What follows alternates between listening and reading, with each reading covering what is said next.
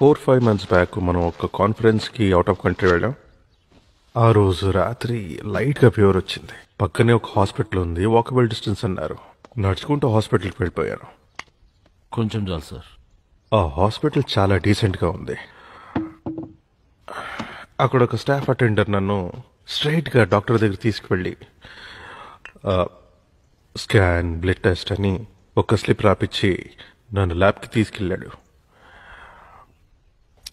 విద్య గారు, ఆ టెస్ట్లన్నీ ఫినిష్ అయిన తర్వాత పక్కనున్న ఫార్మసీ నుంచి ఆ మెడిసిన్స్ అన్ని తెచ్చిచ్చి ఏ మెడిసిన్ ఏ టైంకి తీసుకోవాలనేది క్లియర్గా ఎక్స్ప్లెయిన్ చేశాడు.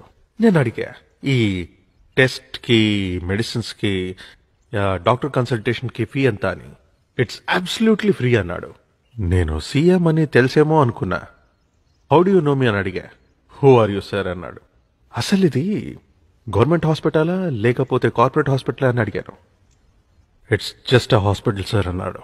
అందరికీ ఇదే ట్రీట్మెంట్ అన్నాడు. సిక్కేసింది సార్ నాకు. 4 రోజులు నిద్ర పట్టలేదు. ఆ కంట్రీ మనకన్నా రిచ్ అని మీరు అనుకుంటున్నారేమో. హెల్త్ మినిస్టర్ గారు, దాని జీడిపి మన కంట్రీ జీడిపి కన్నా చాలా తక్కువ. అక్కడ ఉన్నది మనకి లేనిది ఏంటంటే నిబద్ధత. ఆ క్షణంలో నేను ఒక రెవల్యూషనరీ డిసిషన్ తీసుకున్నాను.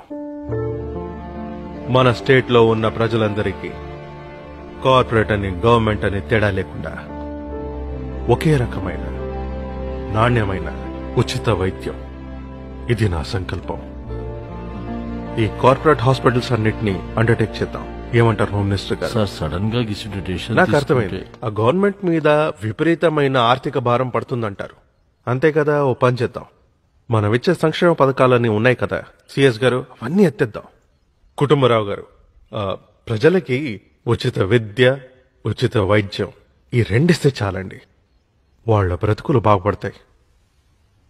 ఈ సంక్షేమ పథకాలన్నీ ఎత్తేసినందుకు రాబోయే ఎలక్షన్స్లో మనకు ఓటేయరంటారా? ఓడిపోతామా? పోతే పోనివ్వండి, జనం బాగుంటారు కదా, అది చాలు. ఉచిత వైద్యం, ఇట్స్ మై డిసిషన్. ఈ బిల్ని మనం పాస్ చేస్తున్నాం, అండ్ ఇట్స్ ఫైనల్.